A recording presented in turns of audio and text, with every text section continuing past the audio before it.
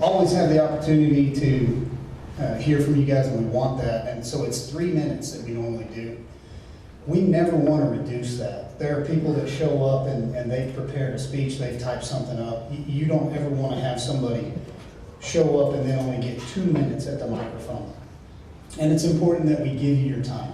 However, we also don't want to be here for the next 2.5 hours, hopefully going through just the public comment period. We have plenty of people that are here for a business meeting, and I think we're hoping to get out of here by 9 o'clock tonight. And so I ordered pizza one time before. I hadn't called it off yet, but so we want to run an efficient business meeting, but we also want to provide a platform for discussion. So I would say this. We're going to maintain our 3-minute period, but we're going to limit you to your 3 minutes.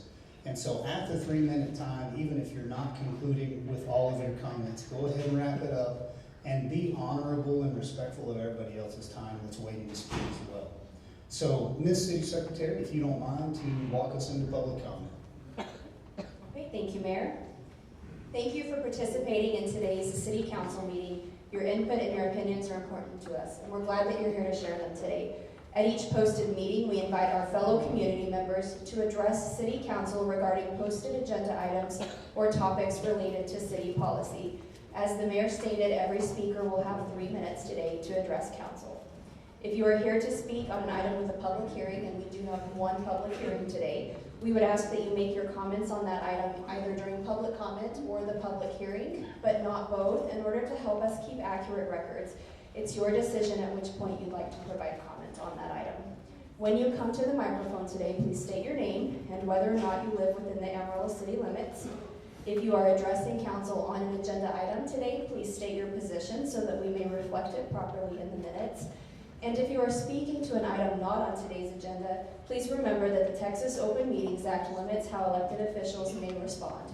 Council may respond with statements of fact. They may ask that your topic be added to a future agenda, or they may refer your matter to the city manager, who can have staff step out and visit with you. Again, we are thankful that you're here today. Because we have so many public commenters, we are going to make use of both podiums today. And so while our first speaker is speaking, we'll ask our second speaker to make your way up to the other podium, and then we'll alternate back and forth. We're going to start out with Paul Borkhart.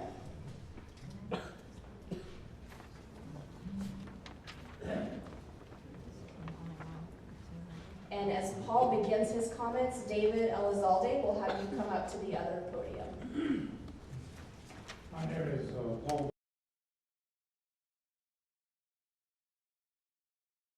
About the event that has to do with employment in the city. Since 1970, I've been in the city, and each year employing over 150 job entry level people. During that period of time, I've experienced the turn out the lights when you leave town. I thought when I got here, this is a wonderful place to live, and for the past 30 years, I agree with that. I think what I'm looking for is that the people that are going to put in a new AI hour system, that we need that kind of thing and think about it now, not now. We're looking for the things for the future. I look back to what we do. We've identified what is really possible in our city. We have a central location.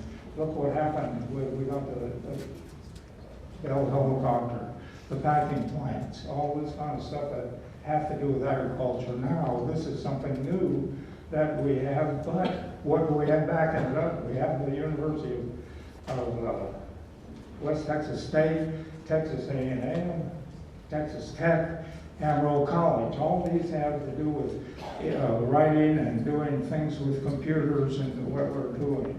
Also, we look at the other end. The city has the idea to put Amtech, which has to do with trades. So we've got everything here in place. All we need to do is get the product that needs those things. And then going back to my experience with kids, these young people want to stay in their area. And I'm looking for some time, any people that want to, once go through school here, come back and live in this great city of Amarillo. So that's why I say, please do think about what we're doing, not what's happened in the past, but what we can do in the future. And I know we can do it. Thank you.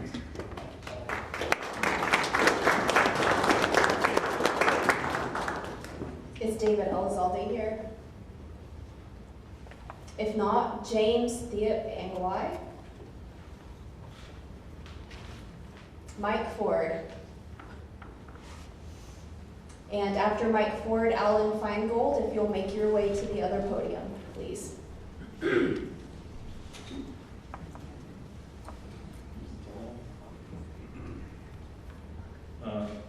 Possible to make a parliamentary inquiry before the time starts?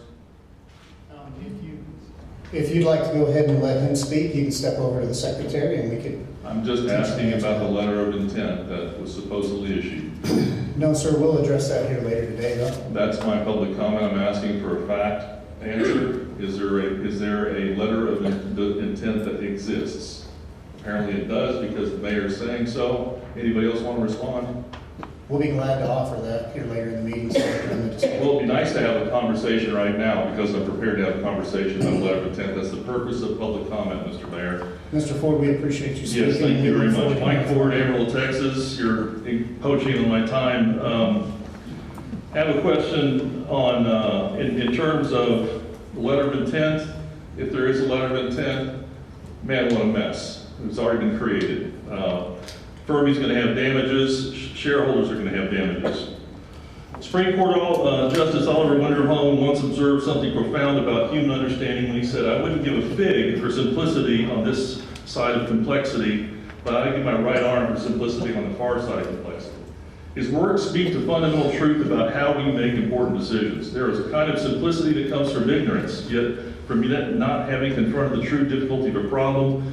And then there's another kind of simplicity, harder one, clarity, that emerges only after I've done the difficult work, genuine understanding of all the complexities involved. I'm assuming that the people from Fermi, their strong nuclear team that they put together, would not want to site 4 AP1000 reactors in a location that only has 20 years of a usable aquifer life. The ACCs, the air-cooled condensers that they're proposing to use, excuse me, I'm hurrying very quickly, have been rejected by the Southern Company, the last company that tried to that built the 2 AP1000s for Georgia Southern. The 2 existing reactors that they have at the site for Vogtle use over 100 million gallons per day. They're licensed to up to go 127 million gallons per day. They use over 100 million gallons per day. On average, they use 62 million gallons per day. The 2 AP1000s will use more than that. That's just 2. You're looking at 4. So if these ACCs don't work, what happens? Are they going to fall back to that? I hope you ask some tough questions to these guys. What I'm asking you to do today is to reject the false simplicity being offered by Fermi, America, and its representatives, and instead do the hard work necessary to achieve genuine understanding. Because once you truly grasp what this water agreement entails and work through all the complexity to reach clarity on the far side, the right decision becomes unquestionably clear. You must vote no. Thank you very much.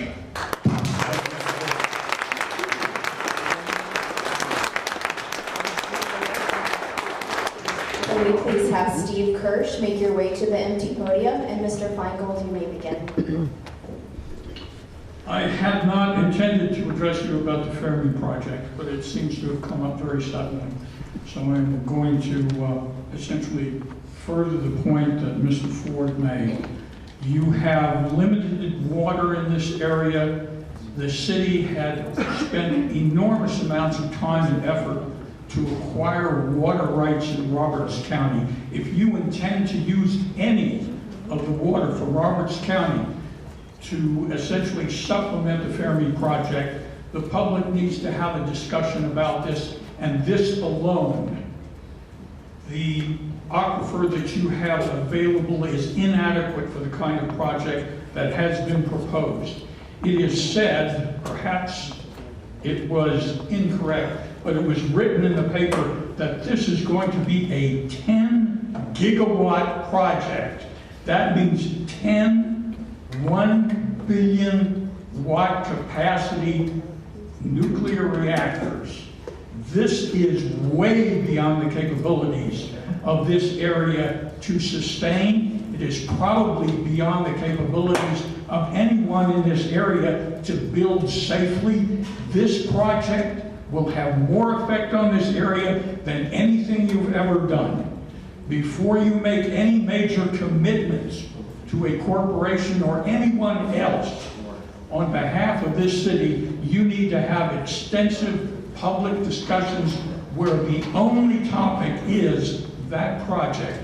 You need to have available the entire time for the public to come and address this and consider the details involved in trying to build a bunch of nuclear reactors for the sake of artificial intelligence. I find that artificial intelligence is now used quite often as an excuse for the lack of natural intelligence, and that comes mainly from the failure to do adequate investigation of what we're getting into.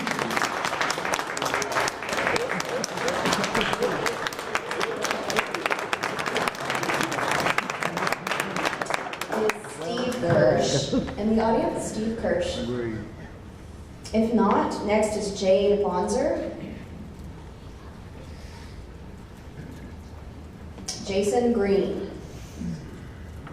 Okay, as Jason makes his way up, Elliot McKinney will be after Jason. Elliot, if you'll make your way up to the other podium.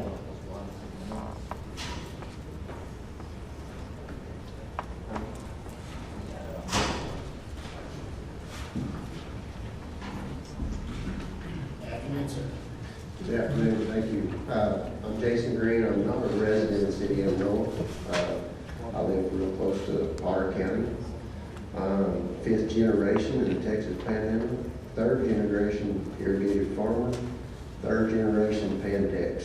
I do not actually work for Pantex, I work on the site. So I have a little bit of history with the site out there. I am its closest neighbor.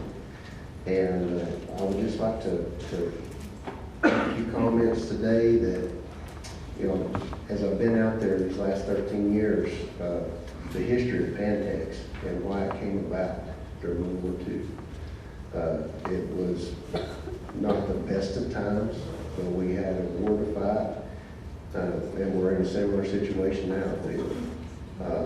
The next war is already going on. And this facility that we're talking about building out here and bringing online will help fight that next war. And as a resident and a neighbor of that area out there, I feel that it's going to be good for the community, good for the area. I've already made the comment before, you know, with multiple jobs being out there, highly skilled jobs, good paying jobs, I think it can be good for the community. The whole Texas Panhandle.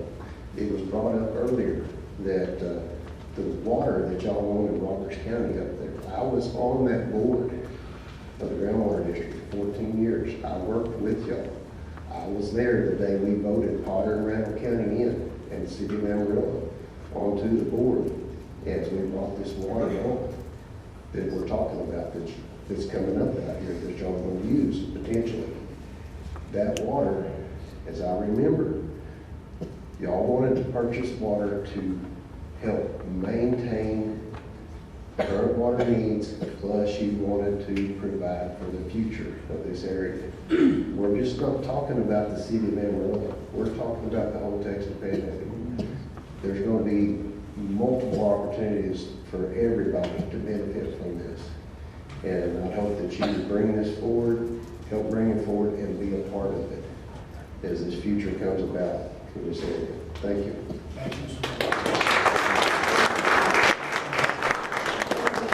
Andrew Fuentes to make your way to the empty podium. And Elliot, you may begin. Okay, Elliot McKinney, Amarillo resident, and I am here in support of the water agreement with Fermi America. Really, I mean, water is certainly a valuable asset and resource that we have, but it's not, in my mind, all about the water in this case. As it was just mentioned, Amarillo in this community has played a critical role in, let's call it the defense of our country, and I see it the same way. That's the situation we find ourselves in today. And where you lie on AI, it's kind of irrelevant at this point because it's here and it's coming, and I would rather us as a community and a nation be in front of that versus behind. In a lot of ways, we're playing catch up today. So that's my core position on it.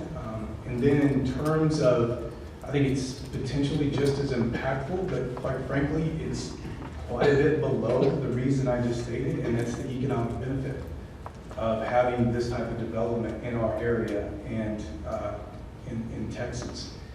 The core jobs, the technology, the ancillary jobs could be such that we haven't seen here, that we just haven't witnessed. And sure, that is, there's a bit of speculation there, but there is, I know that the mayor and council have considered steps and phases to this plan.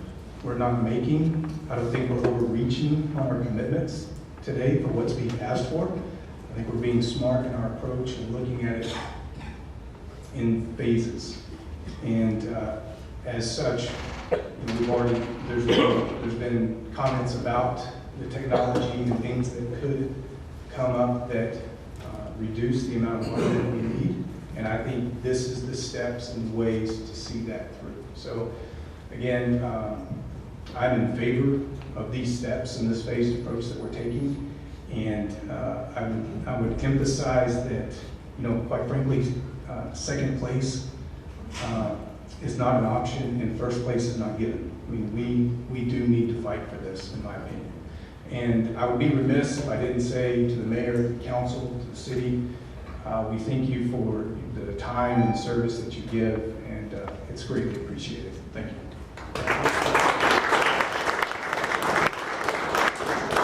If we can please have Jeff McGonigal make your way to the empty podium.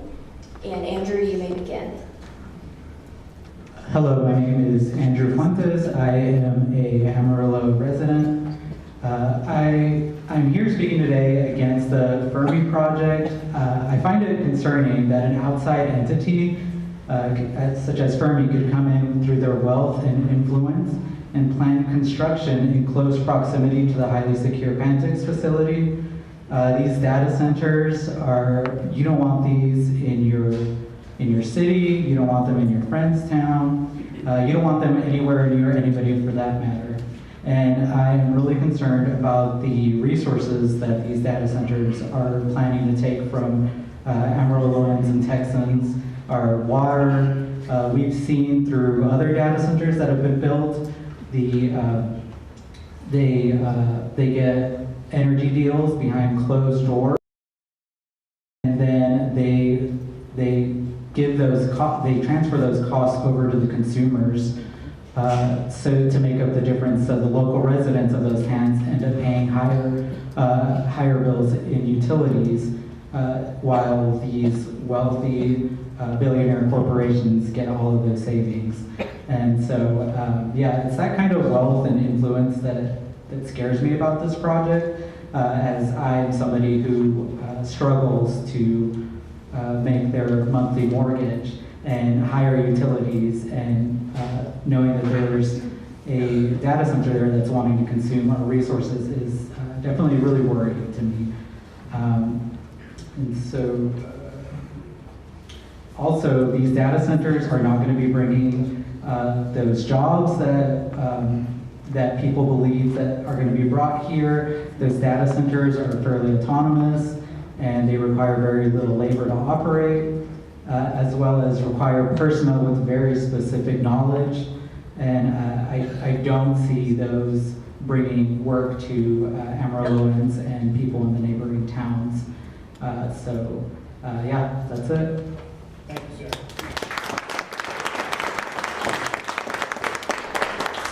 Jeff McGonigal. If not, Emma Fournier. Is Emma here? Chris Pittman. And while Chris is making his comments, if we could get Tom Tortorio up to the second podium.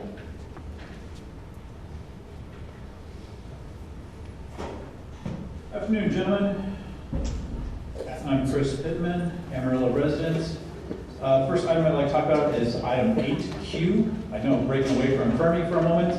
This is the Penlink Tangles Bronze subscription. I would like to ask the council to vote no on this.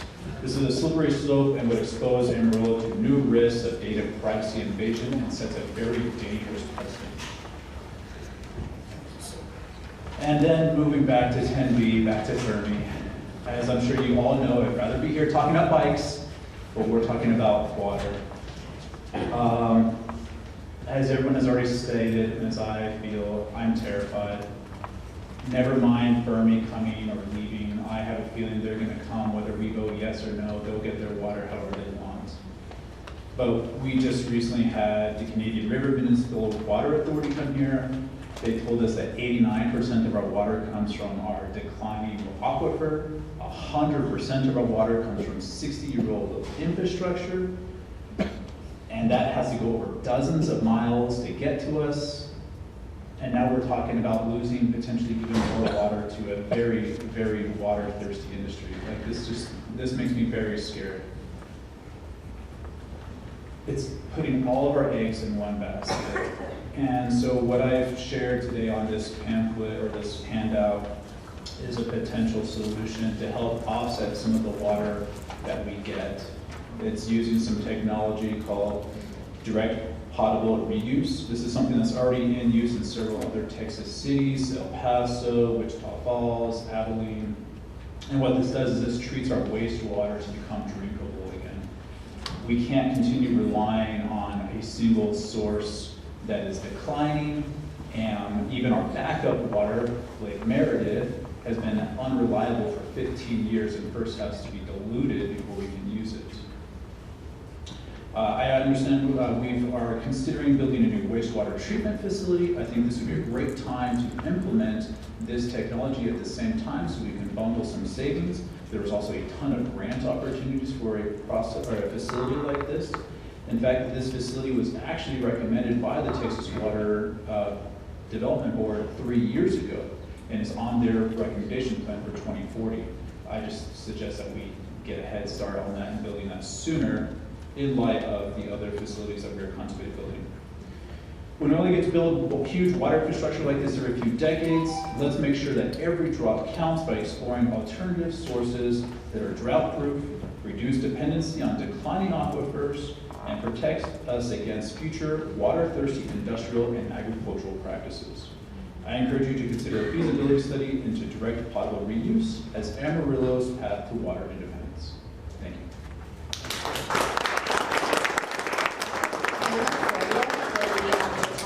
Tom, you may begin your comments. Thank you. I am 150% in favor of Fermi and what they can do for our community. The job creation that this project will bring to our community will keep our children and our grandchildren in Amarillo. They will become taxpayers, they will become voters, and they will not leave our community. They will grow Amarillo into one of the greatest cities in our state and in our country. This project is not just important for our community, our state, our great country, but it gives a rare opportunity to impact globally. Sell them the water at a premium rate and pass that profitability on to the consumer, on to the citizens of our great community. Immerse yourself in this project. And I have a high level of confidence that Fermi will immerse themselves in Amarillo. You guys have the power. You're at the epicenter of this amazing opportunity that we have in our community, in our state, and in our country. The world is watching. Act locally, impact globally. Please sell the water. support this great project, and show the world that Amarillo, Texas can lead the way. Thank you.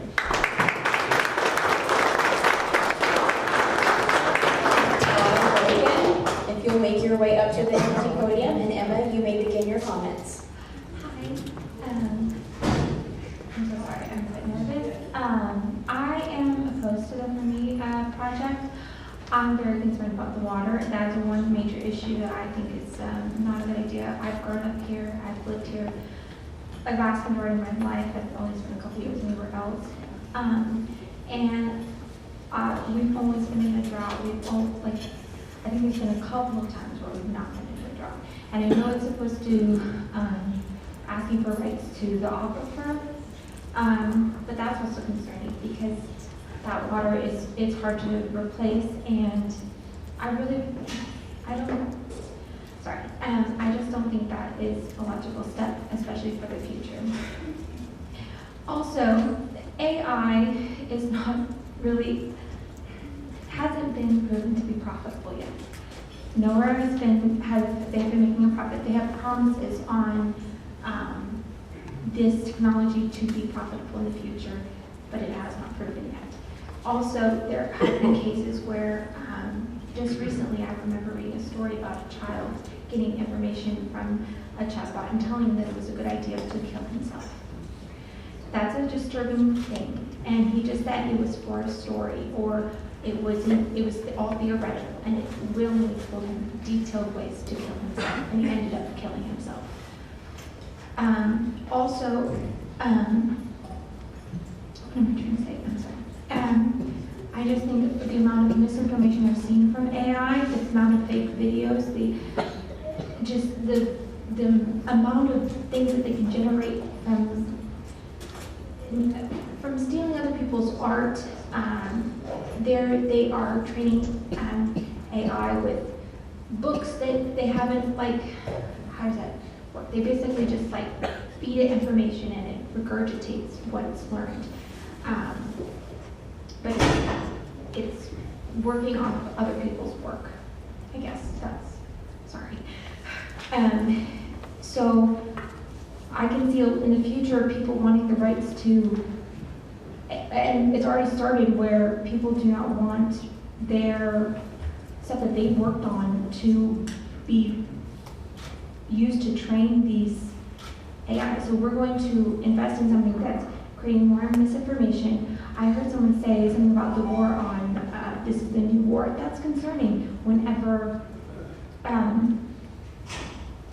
it's all technology. I don't know if I'm making sense, but it's just very concerning whenever you can't trust what you see or what you hear, because people are creating fake videos. I've seen already people in very powerful places post something that's not true, and they do not get called out for anything. Thank you. Sorry. Thank you, ma'am. Chase Briggs to come up to the empty podium. Afternoon, Mr. Boykin. And Mr. Boykin, you may start. Gentlemen, thank you. My name is Todd Boykin. I'm a resident of the city, but I'm here to speak on behalf of Lake Tanglewood and the entity that owns Lake Tanglewood. It's called LSIOT. And it's regarding the Fermi issue on 10B, but it's a very small part of that. It's regarding what was termed earlier, the direct potable reuse of water. The water that's coming out of the Hollywood plant, that effluent, a lot of it, maybe most of it, is already allocated to uses that do not involve Fermi. I'm told today, and Lake Tanglewood is very appreciative of this, that your proposed resolution does not include the use of any effluent water, and we believe that should continue to be the case. To give you a little bit and give the public a little bit of education about how this works, that effluent flows out to Lake Tanglewood through an easement. It is cleaned in Lake Tanglewood to a great degree, and then it flows down Paladura Canyon and benefits the entire panhandle. And so the use of that effluent benefits the entire Texas panhandle in a lot of different ways. And so we're here to advocate that direct potable reuse not and all of the water that is currently allocated to go that direction. The Fermi agreements sound exciting. Lake Tanglewood has no interest in blocking things, but that water has already been allocated, and I just wanted the council and the public to understand that issue. Thank you. Thank you, sir. If we can get Kendra K. Seawright to make your way up to the empty podium. And Chase, you may begin your comments. Good evening, council members. Thank you for having me here today. I am a student at Emerald College going through his engineering. This is actually to help me do a research paper on actually improving some things. I also am a citizen of this city and have a family with farms that are also getting solar panels for another data center outside of Pampa. So I've got a little bit of understanding of how this system all works. I would say that, you know, with our Ogallala being depleted almost 3 times what it actually gets refurbished each year, we look into alternative sources such as, I'm going to mess up his name, a doctorate Bundai out of UT Arlington is tinkering with a prototype that thinks he can solve the issue inside of this industry with a better gel solution to maybe help cool the systems instead of using our natural water. Something that I am actually researching into my school at the moment is maybe collecting water from these solar panels and maybe directing that, since most of this solar panels are going on flat land with agriculture already there, that already have well systems and so forth in place, instead of letting that rainwater wash off or whatnot, just let it get collected and use those pumps that are being demoed out instead to pump maybe water back in, so that way the Ogallala can naturally clean it and then be pumped back out and maybe make a difference in some aspects. You know, because right now they're looking at a 0.3%, but by 2030, the whole Texas area is looking at 2.7% of the water usage. I yield my time. Thank you. Thank you, sir.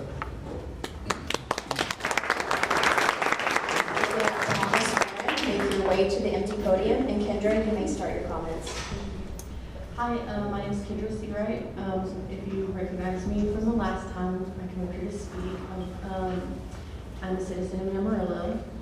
I've been here since 2009 for sure, whenever I started my family here. So, I wanted to come up here and give, my remarks that echo a lot of what everybody else is saying, but I also want to say that it's just been really frustrating. I know I said this last time, I don't know why, but it's been really frustrating to go to council meetings and commissioner meetings and panhandle after you guys told us to go and do that, and then Fermi didn't even show up to that meeting this morning.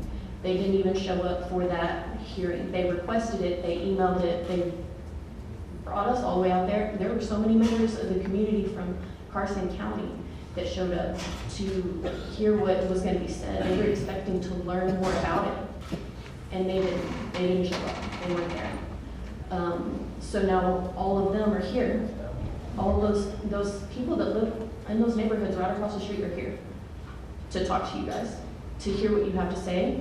But ultimately, overall, from everyone that I'm speaking to, because I don't know how much time y'all are spending speaking to anybody that's concerned about this day to day, but the people that live in those neighborhoods right across the street from them didn't get noticed, didn't get a heads up. In the air permits, it says that they don't have to give any notification to anybody because there's no neighborhoods anywhere near it.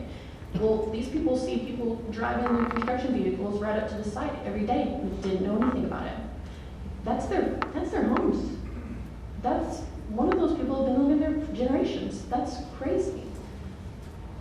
I can't imagine just waking up and finding out right across the street something like this is going on and no one's spoken to me about it. You guys even give us a letter of notice on our streets whenever they're going to repave so that we know we can't use our street for however long that is. For them to do that, to to already have construction started out there, to already have water lines running, sewer lines. All these warehouses be building, everything's starting out there, and it's to make everyone feel like there's no point in arguing, no point to all this. It's disenfranchising to the people that come here and trust in you and pay taxes to you. Not to you specifically, but like for you guys to delve out. But what's the point? That's why everyone keeps asking me is what is the point of us even saying anything? We should just let them have all of our water. That even what you're allowing them is just waiting for them to come back and ask for more. So you just already said yes to all of it. Why? We should be able to speak on this, and honestly, we were kind of counting on you guys just to tell me kick rocks. Thank you.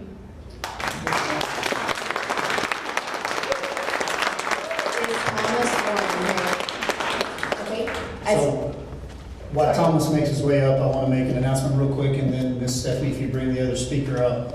As people are continuing to show up, we are live streaming downstairs in room 1500 for anyone who needs a chair. Thank you. Afternoon, sir. 1 second. Ms. Stephanie, who's the next one? Thomas Tuchek, if you'll make your way up, and you can begin. All right. Good afternoon, council. This is the first time I've been this far up in this new chamber y'all have. It's a very nice place. Probably one of the few people not speaking on Fermi today. I am here in support of, I think it's item 10F, which is the donation of the sculpture from King Hill.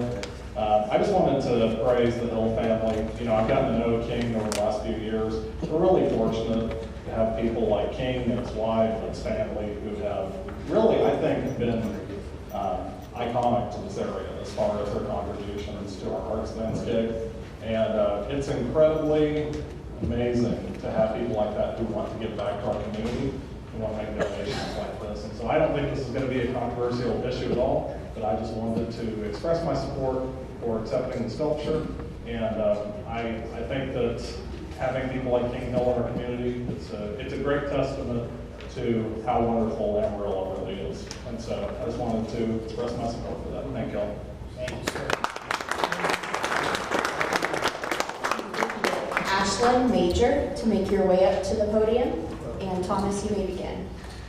Thank you for allowing us to have this conversation with you. I'm here also against the Fermi. Just doing some simple math from what's being reported, 2.5 million gallons a day ends up to about 912,500,000 gallons a year. That is enough to sustain 30,000 people per year. So what we're essentially saying is we will give this one company the water for 30,000 people per year, every year. And who knows if they end up needing more. You know, like, we need to protect our communities. I'm from here, born here, raised here, always been in droughts, always scared of, you know, what's gonna happen with our water. We're dry all the time. This is the first year we've had rain in what, like 7 years? Come on, like, just do what's right. We elected you guys to represent us. So be an extension of us and listen to your people who are saying, we don't want this. And if you do want this, let's have more discussion as to why we don't want it and why you think it is a good thing, so that we can understand. Because right now, we're not getting much of anything, and we don't understand what's going on. Y'all are having these discussions, and you should be learning more every time. But just please include your community members. We want to know, and just be prepared. If you do approve this, and we lose all of our water, that is, it's on y'all. Y'all have agreed to this. So like that, your legacy is tainting Amarillo, getting rid of it for AI. So just please think on it. Really work towards the correct solution and just keep us all involved. That's all I can ask. Thank you.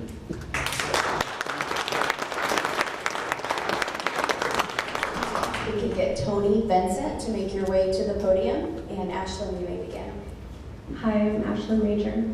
As a resident of Amarillo and a mother of 4, it's deeply concerning to me that our mayor and city council members are even contemplating signing over water rights to Fermi America. Like most Texans, I've grown up with ties to the farming and ranching industry. It's a way of life that has sustained Texans for hundreds of years. It's a main source of revenue, especially in the Panhandle. And to deplete our water from these industries in order to supply a major corporation that does nothing to feed us, boost our local economy, provide long-term jobs to Amarillo residents, or improve our daily lives seems abhorrent. We know so far that the construction jobs have been given to a Lubbock construction company, so that's not coming from Amarillo. The pollutants that they'll put in the air and ground are not only harmful to the people that live in the closest vicinity to those, but in outlying areas as well. I want my kids to breathe clean air. I want my kids to have drinkable water. I've witnessed what these large-scale data centers do to the communities around them, and I want no part of it. The numbers they have provided are not even an accurate representation of the amounts they intend to take, whether it be water, electricity, or natural gas. Signing on today for 2.5 million gallons per day is essentially signing on for any arbitrary number they throw out. Amarillo is not in need of this particular industry, as there are many other ways to diversify and grow our community without giving away our natural resources. Thank you.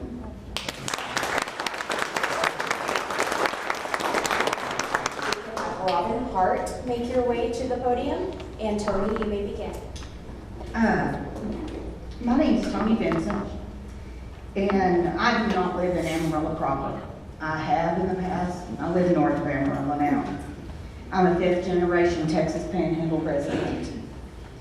My great-grandfather was known as the first citizen of Amarillo, Texas. So I'm quite proud of that. I love my Texas Panhandle. I'm here to speak against farming. And the reason is because I understand the Ogallala Aquifer. I'm a rancher. My father was, my grandfather was, my great-grandfather was. That water is not going to last. As we said, Amarillo had their first homicide in 1889 or 90, and there were no wells drilled here then. We're 100 years later, basically. The Ogallala has depleted, and for y'all to think that we can sustain this farming industry for another 20, 30, 50, or 100 years is ridiculous.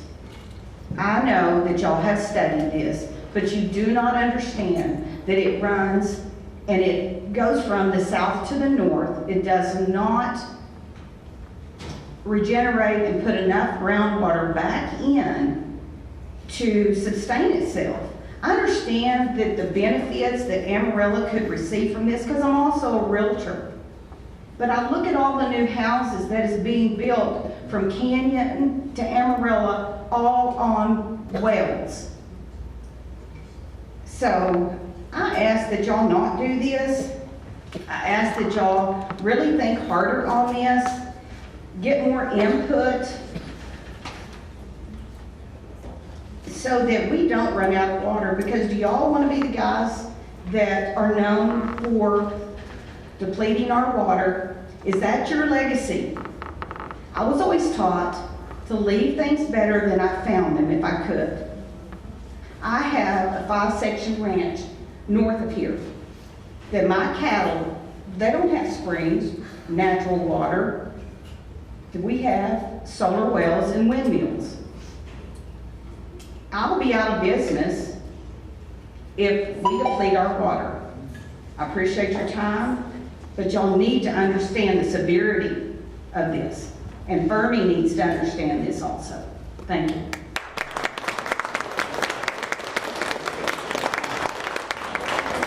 Robin Hart, and then after Robin will be Kevin Hart. So we get 6 minutes. Hi. Y'all are probably going to avoid somebody else to complain about Fermi, but here I am. Are you really paying attention to what everyone's saying? That we don't want this in our community? I may be a stranger and nobody to y'all, but to my family, I'm everything. And to my friends. I'm not only worried about the water depletion, I'm worried about contamination. the ground, the air, everything that can be contaminated will be. Have y'all checked out the Savannah River site? Like a sister plant to this Fermi operation? If you haven't, you need to. I'm not gonna stand up here and preach to you about theirs. What about our wildlife refuge on the Pantex plant, which the Fermi plant is being built on? We have a lot of wildlife out there, all kinds of little critters running around. What's gonna happen to them now? We live right across the street from this construction.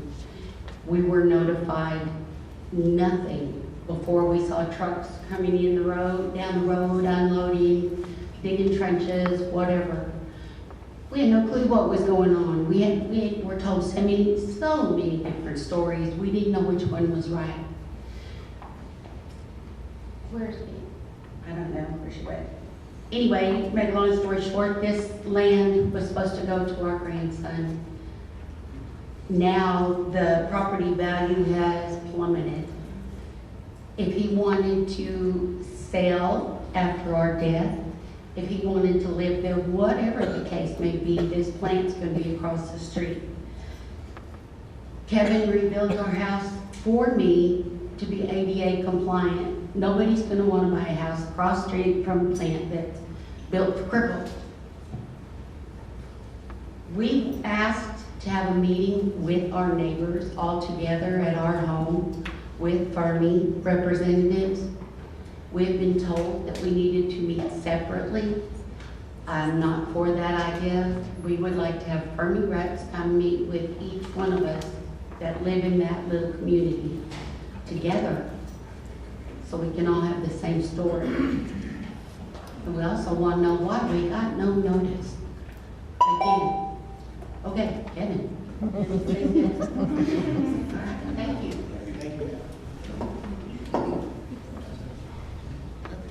Okay, Shauna Sullivan.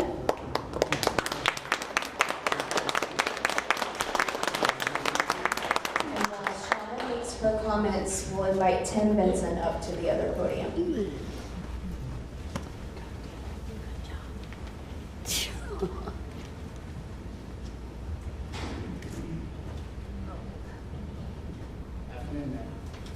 Hello. My name is Shauna Sullivan. Those were my parents that were just speaking. I'm a fifth generation Amarillo resident. The city is my home and now my children's future. This is my daughter Corlin beside me. Her future matters and her water matters. My concern with the Fermi project is pretty much what everyone else said. I don't have any fancy data or charts for you today, but I do have something more powerful. The emotion and perspective of a real citizen. I'd like to know why we are here after construction started in August. Why so much secrecy?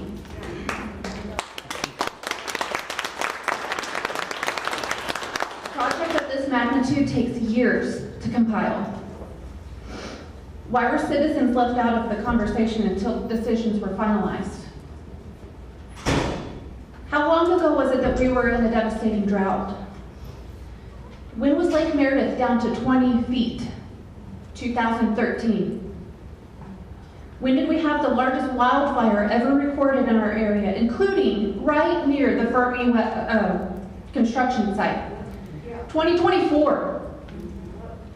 My parents live directly across the street from the Fermi site. Literally, overnight, cows were replaced with heavy machinery. Neither Fermi America, Texas Tech, the city of Amarillo, the city of Panhandle, Carson County, no one told them. No one had the decency to tell them anything. It's noisy now. How bad will it be when a nuclear power plant is sitting across the street? Worse, the main entrance shares their driveway. This is their home, not a parking lot. It's not for heavy machinery, it's for our future. Let's be clear, this nuclear power plant offers no public benefit. Its sole purpose is for the AI Center. This facility will draw 5.5 million gallons of water per day from the Ogallala. We simply don't have that water to spare. We already use more than what we can recuperate. Beyond consumption, what about contamination risks? What about noise and traffic? This is not progress, this is carelessness. This facility has no direct public benefit. The city states every drop counts. Does it really? We all want growth and innovation, but not at the cost of our children's future and not at the cost of Amarillo's water. Thank you.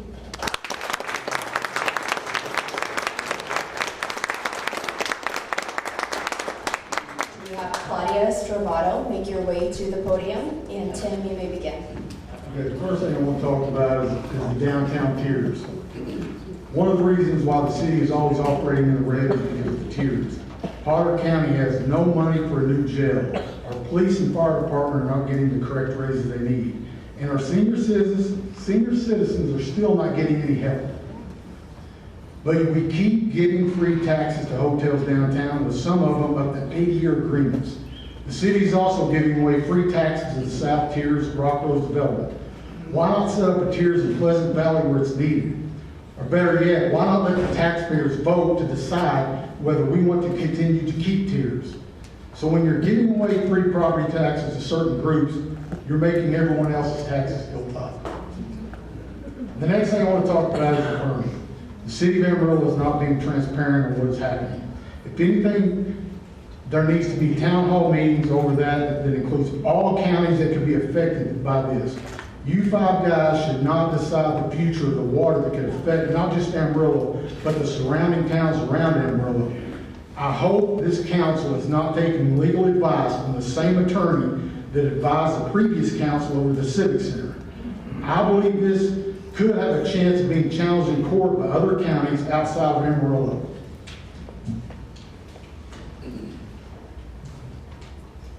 What I'm asking is you guys to just do what's morally and ethically right. Thanks for your time.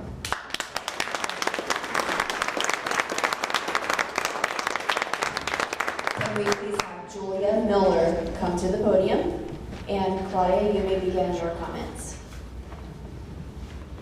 Council, Mayor, I'm speaking today on my own behalf, not for any organization, and I'm speaking for the development of a serious water conservation program for Amarillo.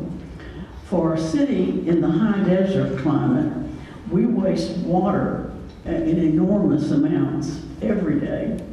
When people from downstate visit me, they are shocked that we water whenever we feel like it, and that water runs down the curbs in large amounts, particularly at commercial sites that are on timed watering systems. Without regard to the potential water usage of Fermi, I have been looking into this issue for some time, and we have needed a conservation program for a long time. And with the potential of Fermi coming in, we certainly need to consider a conservation program. Downstate, I don't care whether it's Dallas or wherever it is, they have odd, even watering days, and they still have green yards.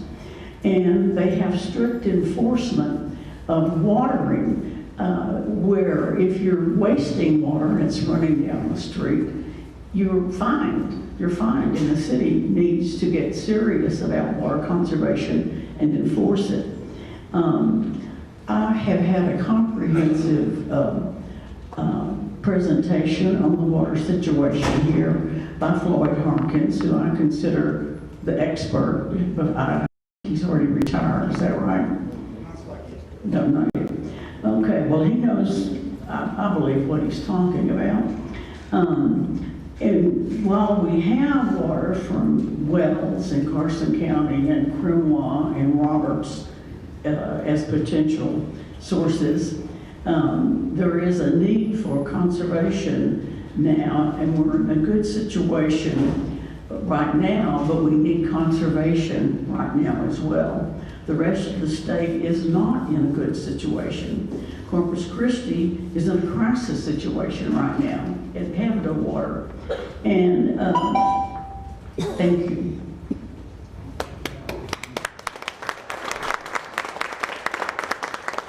I would ask John Campo Jr. to make your way to the podium.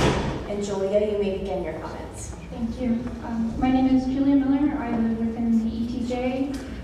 I am a previous employee of the city, and I've seen kind of a lot, but I think the public participation is really the most triggering part of this. As I did help write that plan, but it's not adopted by the city, and therefore has no true solid stance. But I would plead with you that you do adopt the public participation plan after considering reinforcing that as well. I think that if the due diligence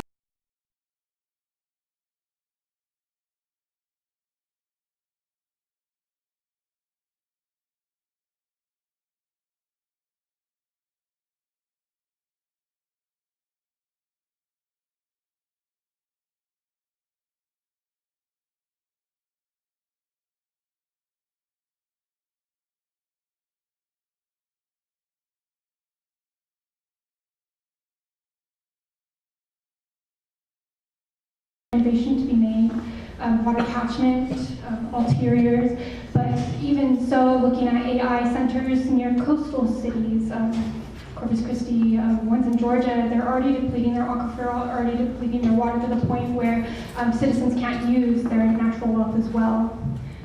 And I think that that's the main point. Nuclear that uses water, nuclear that we're not even as a community being able to gain access to. I think that's also troubling, as there are nuclear systems that don't use any water, i.e. salt. Innovation is out of touch with our citizens' needs. I think that more pressure should be put on the innovation department, as there's a lot that can be done with them. But here we see AI being pushed. I think that this is an agenda, and I think that it is quite shameful for the future of the city, as the youth are the ones that are going to inherit the problems that comes with this. Thank you.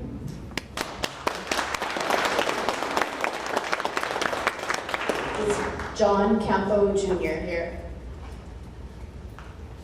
If not, we'll move to Lena Seberg.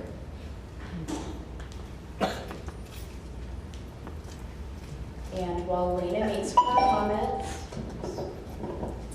Madison Boyle, you will be next.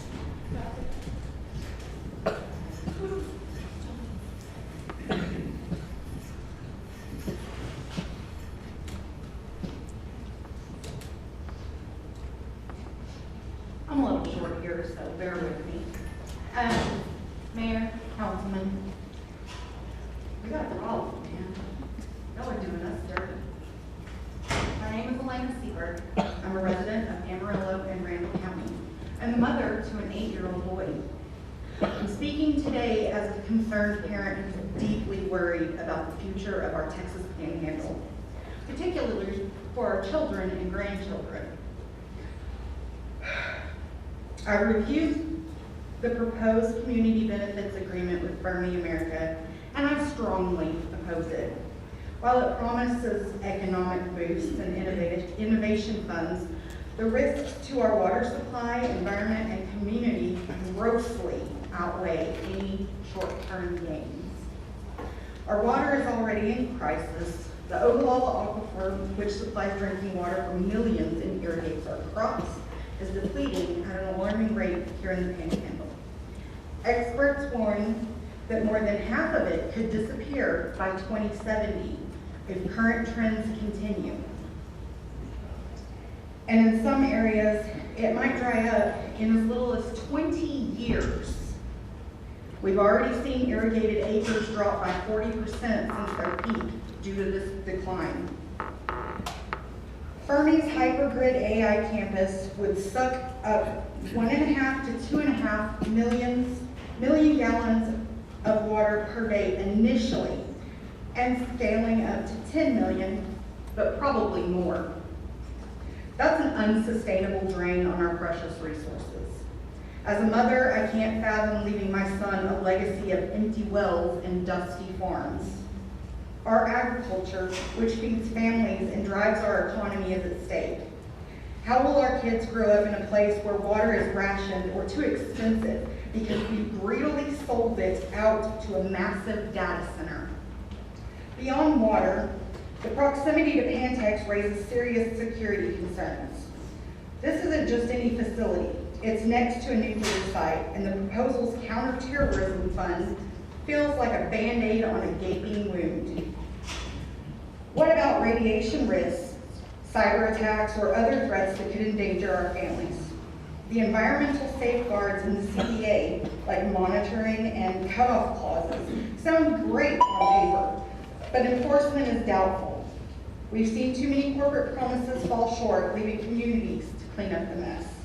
And let's be honest, the $250 to $500 million payout might fund some endowments and jobs, but it's essentially trading our irreplaceable aquifer for cash that could vanish into bureaucracy, failed programs, or the collapse of the U.S. currency in general.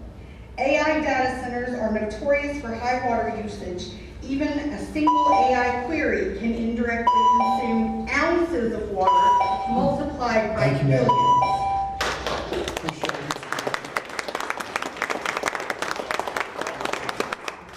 We invite Anthony Hernandez to make your way to the podium. And Madison, you may begin your comments. Hello again. My name is Madison Boyle, and I'm a resident of Randall County. I'm speaking on the Fermi America situation, as a lot of members of our community are. Even with all economic benefits that have the potential to come to Amarillo, how can we spend our money if we can't breathe the air of our area? The air pollutants alone will make Amarillo uninhabitable. It's been proven that individuals that live near data centers are significantly more likely to develop COPD even without a history of smoking. This data center will be an unprecedented size and will stretch all the way to 15 minutes outside the medical district, where I receive my treatments for my disabilities. That is so dangerous. You were voted in with the trust that you would protect the best interests of the people of Amarillo. Do not fail us on the basis of greed. Our lives are in your hands. I am 21 years old. I don't need an AI data center to stay here. I need my community and my neighbors to be able to thrive. The AI data center goes against that principle. Amarillo is already thriving. I don't need a corporation to ruin it.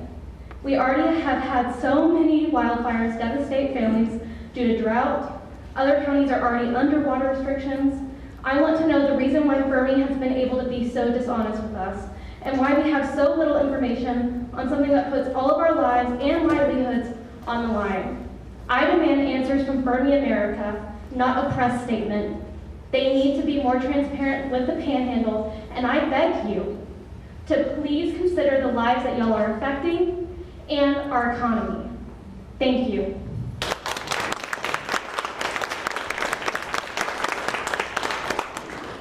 We would invite Al Patel up to the podium, and Anthony, you may begin your comments.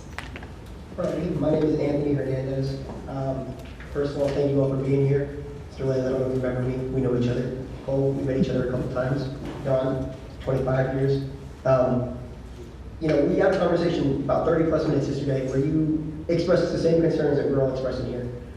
I just want to make sure that we're all on the same page. I'm 29 years old. I'm involved. I coach a 12U baseball team that has players on every age. I coach a West Texas wrestling club. I umpire baseball. I'm in 5 houses every day.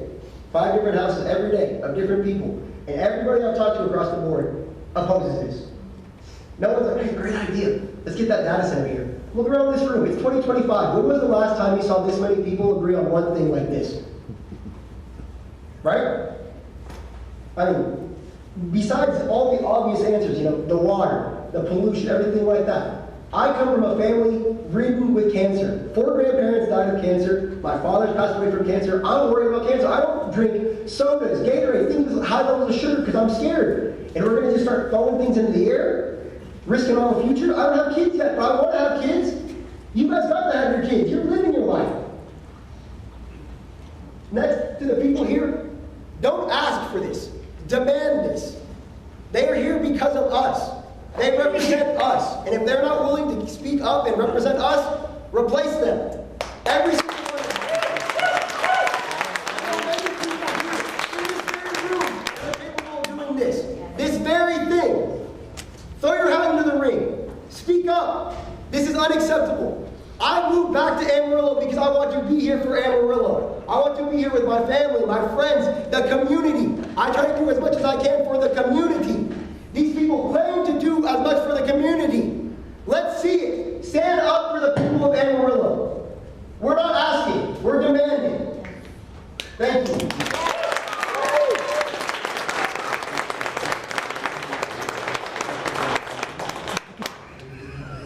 We'll let Al speak, and then I'm going to go back through the list of those that were not here just to make sure if someone was in overflow, we're going to get you next. So Al, go ahead. Afternoon, Al. If you'll grab that microphone right there, bud. Thank you. Can you hear me? Yes. All right. So I guess I'm not here speaking on the firm. Sorry. I'm actually here in regards to the agenda item 10H. Thank you, council members, for your time and service. We appreciate it. My name is Al Patel, and I reside in the city limits of Amarillo. I'm here today to speak for my community, who own and operate more than 73% of the hotels in Amarillo. We all would like a helping hand to run our businesses, but unfortunately, we have yet to receive anything from the city of Amarillo. Instead, every year we get increased insurances, property taxes, utilities, and now unnecessary inspections. Then we find out that there is another continuation of an assignment where tax incentives are going to be given. We are here today to speak about the assignment and assumption of the agreement between Tiers 1 and Summit NCI JV 177 LLC to 724 South Polk Street Operating LLC, and all other new incentives that are in the works for hotels in the Tiers 1 zone. We ask that you look at what the original contract says that you keep on assigning. Was everything that was agreed upon completed from the original contract? It is your duty to audit every receiver of tax incentives to make sure that what they said they were doing is done before any checks are written. Some key points we want you to pay attention to is the number of people that they say they will employ, the on-site restaurant, not bistro, and the landscaping that they got money for. On an open records request, we found something that was very troubling, and it was the amount that was given to Summit NCI Master TRS Inc. Who is that? Please explain to the public why they have received up to $630,000 in tax incentives. In our opinion, you have to be transparent with the rebate and has to be assigned to the property owner per prat. The Courtyard does about $3.6 million plus in revenue, and some of the other hotels downtown do way more than that. This zone has received more than $5 million in incentives over the year. This area does not need any more help. What is so mind-boggling to us is why the city would give 90% of the annual tax reimbursement and for 20 years to the same property address. Why was this not a step-down percentage reimbursement? I agree in the beginning there is a need for help, but 20 years of tax rebate is nuts. Also, if this hotel is planning on doing a $2 million improvement, then their property taxes will increase, which means that they will get more money in tax rebates. Mr. Nelson, I request that you do something positive for the community through the years that you're receiving this $800,000 tax rebate. Don't just give it a financing line item which will offset your renovation costs. Give to the community through feeding the hungry, give the donations to the police department, or simply help the senior citizens of Amarillo.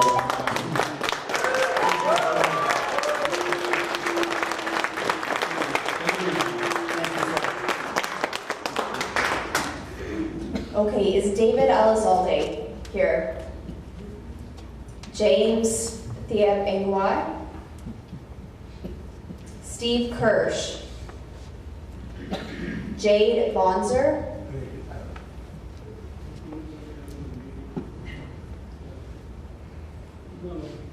Jeff McGonigal?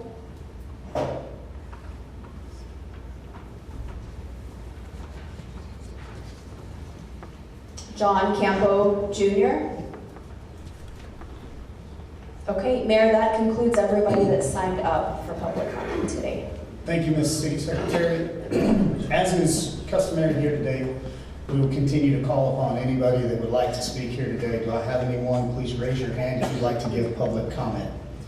Okay, I'm going to start over here on this side. Yes, sir, if you don't mind coming forward. If everyone who's speaking would give their name and whether they reside in or out of the city limits for the record.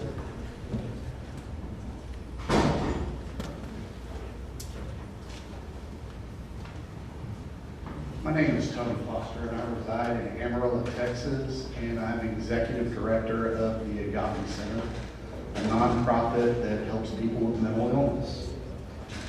Today, I want to talk about criminal diversion for those with mental illness and the homeless with mental illness. And essentially, that process is you have somebody who's committing a crime and they're symptomatic. Instead of incarcerating them, we take them to a treatment center. So we're trying to deal with the root of the problem. And I want to let the council and the community know that there is a diversion center here in town. And it's under the auspices of Texas Panhandle Centers, and it's called Reset. And it's for nonviolent offenders and those that get petty misdemeanors and things like that. It's at 6600 Kilgore Drive, and the number is 806-349-5645. They have state-of-the-art facilities, therapists, and caring people.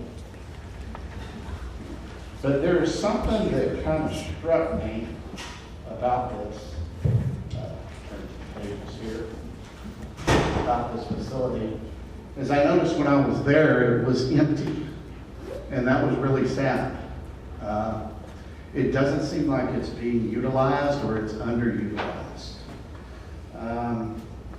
So let's take a look at that. The other thing I want to talk about is 24 hours a day, 7 days a week, CIT coverage.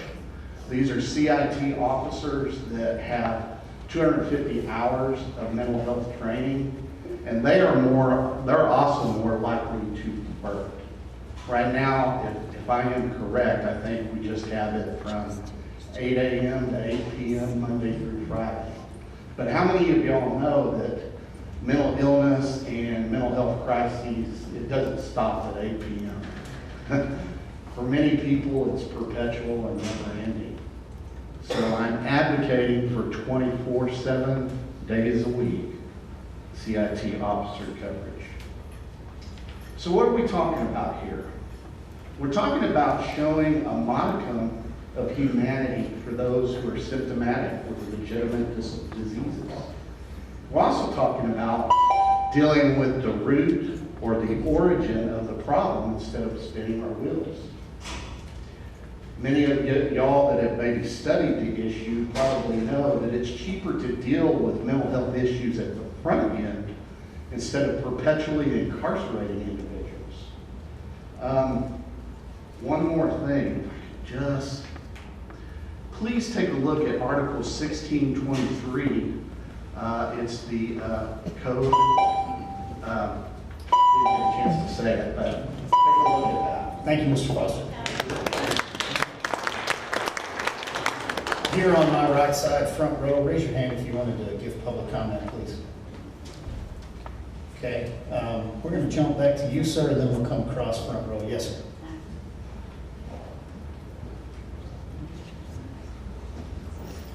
Howdy y'all, my name is Wyatt West. I'm an Amarillo resident.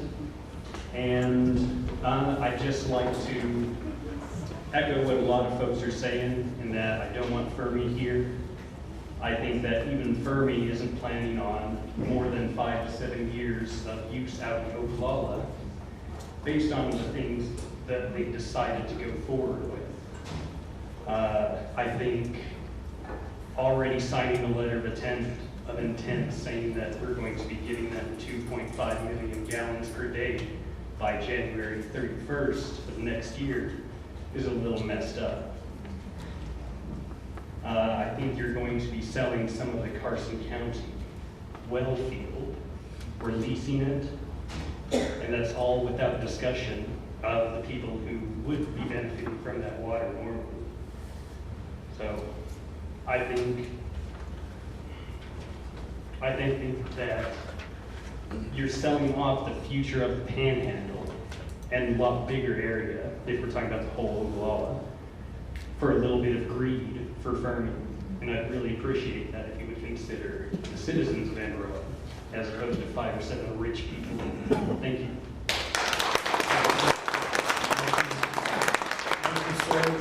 Ms. Claudette Smith, if you'll take a microphone, and then who else was wanting to speak on the front row? Mr. Fisher, if you'll take the other microphone.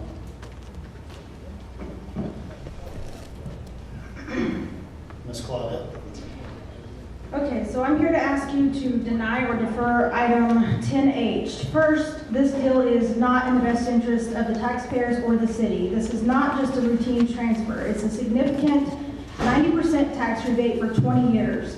This public commitment was meant to catalyze development outcomes, not to be a perpetual pass-through to the next owner. If we are to continue underwriting this asset, there must be a clear current return on investment, and that's missing here. Second, this transfer offers no new benefits. What's being proposed is simply continuing to operate an existing hotel at 724 South Polk. No new capital improvements, really no specific measurable public benefits. Essentially, you're being asked to rubber stamp a subsidy without any updated public value. Third, there's a troubling appearance of insider dealing. This request comes from an entity tied to former Mayor Ginger Nelson, raising concerns about a premeditated plan to benefit specific individuals. This tier zone was meant to revitalize downtown, not provide a perpetual private subsidy.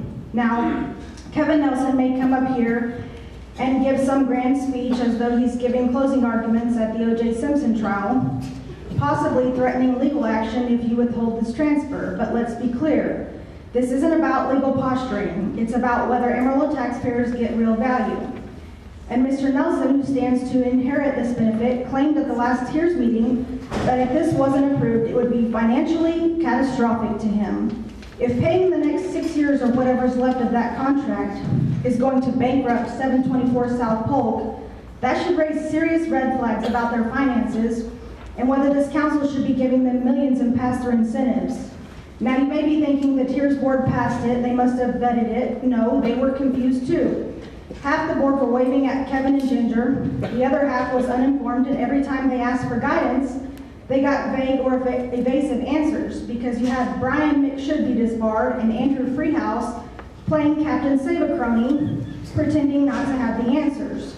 Moreover, David Prescott and Les Simpson have an ethical duty to recuse themselves from voting on this item, as they both have a very clear personal relationship with the applicant, the Nelsons. Not to mention, former Mayor Nelson publicly endorsed both of them for their positions. So here's what I'm asking you to do. Deny or defer the transfer until there's an independent legal review and a written legal memo pointing to the exact contract clause or statute that says rebates continue regardless of ownership. Because I asked for that at the last meeting and he couldn't give that to me. Tiers was designed to revitalize, not to guarantee a perpetual private subsidy. Let's keep it that way. Thank you.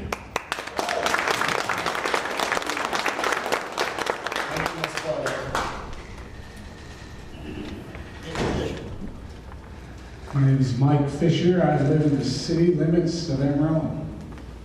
Government transparency is kind of like Bigfoot. Everyone talks about it, nobody sees it. I'm here to oppose agenda item 10H, transferring the tax payment to our former mayor, Ginger Nelson, and family, and Alan Rose of the Underwood Law Firm. It's a bad agreement, and it shouldn't even be before the council today. State law is clear.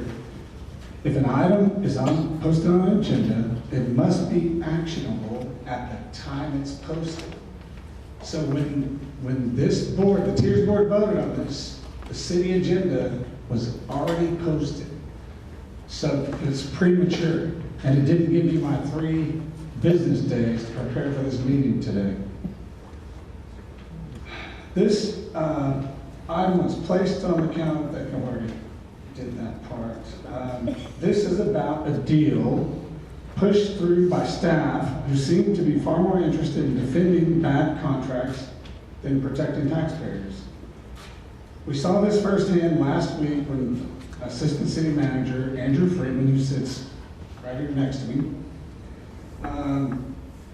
he was not a neutral public servant, but he was an advocate for transferring this tax abatement. So here we are now enforcing taxpayer-funded contracts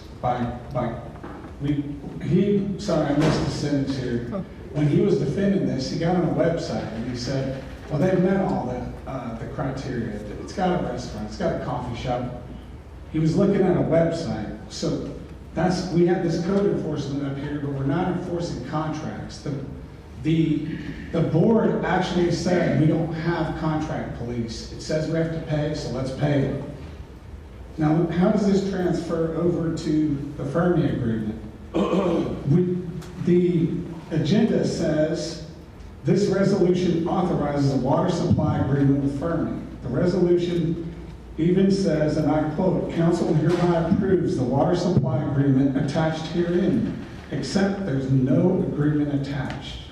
So we're being asked to let the city manager sign a major contract involving millions of gallons of groundwater, sight unseen. I'm sure it'll be fine though, because after all, as we heard last week, when something goes wrong, the city's position is simple. The contract says we have to keep paying it, so let's pay it. So I urge you to not vote for water for. Thank you, Mr. Fisher. Okay, I see Mr. Skank's hand. Jimmy Joe, if you'll come up. Coming across the front row, do I have anyone else to my left? Okay, I'll come back to him. Anyone here on the left-hand side? No? Okay. Back over here, I believe it's Ms. Lindsay, is that correct? If you come up to the other microphone. Mr. James Skank, you're up. James Skank, live in the city. You know, it's an amazing country we live in, the governments that help us run, the way that we actually have this discourse over some serious situations, you know, that we need to, but as progress continues, you have to be careful with what way you plan and what way you don't. I'm sort of involved right now just to give a pause, because today is Charlie Kirk's birthday. He would have been 32 today. And I appreciate, and I think he appreciates this kind of a debate. Wish y'all could feed back in sometimes a little bit more, but to appreciate that kind of a situation, we have pros and cons, and you're able to talk it out. That establishes our individual liberty and freedom in this country. If they take that away from us, if you take away this, we're in trouble. Because all of a sudden you'd be someone who you got to sit down, or you know, so that don't work. So sometimes the conversations are hard. Sometimes they're easier. I remember a time that I've read in history when all of a sudden the people that were riding horses were really upset that them cars were coming through town. And look at what we have now. I'm not so sure which direction we're going with this AI stuff, but I'm still open to the ideas. Thank you. Thank you.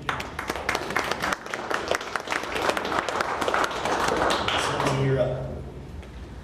Okay, my name is Lindsay London Baker. I reside in Amarillo. I'm going to echo a lot of what was said today, but need to say my piece.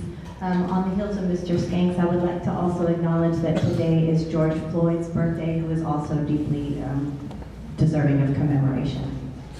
So I'm here today because I'm also concerned about the way the Fermi deal is unfolding. I learned about it from a news article and not from city leadership, which is deeply concerning to me. Mr. Trent Sizemore, who holds a strong reputation in this community, has yet to hold a community forum to hear from us, and we deserve all of that before a single drop of Amarillo's water goes to a company that we know nothing about. We all live in the Panhandle. We know what drought feels like. We teach our children not to waste water because every drop counts.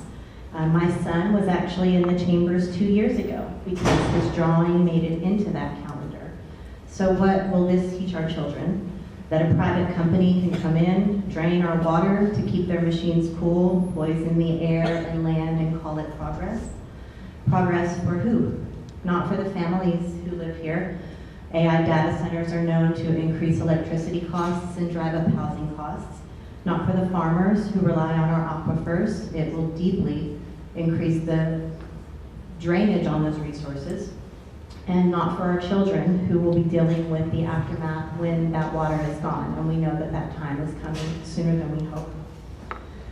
Large-scale data centers are known to ruin water supplies, as I said, jack up electricity costs, inflate housing costs, and further data mining that rob us of our environmental stability and our privacy. And a simple Google search taught me all that. I didn't even need to ask ChatGPT. Our water isn't a bargaining chip. It's not a resource to sell. It's the foundation of life out here, and it's running out. I want my children to grow up in a place that values people over profits, not one that sells its water to a tech firm chasing the next dollar. Clearly from the turnout today, this community is paying attention, and you all work for us, and so we expect full participation in these decisions. The secrecy feels abhorrent. This was likely in talks for years, and we never knew about it. So we demand that you do not hand over our water for profit, stand with the people who live here, raise our families here, and actually do depend on this land to survive for generations to come. Our water, air, and land are worth far more than money in anyone's pockets, and we will not back down from this issue. Thank you.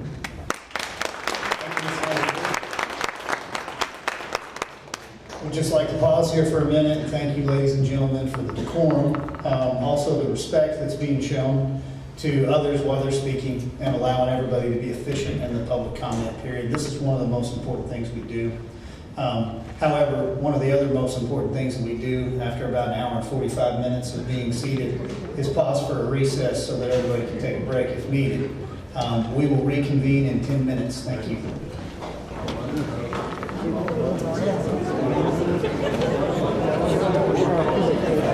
Stiff.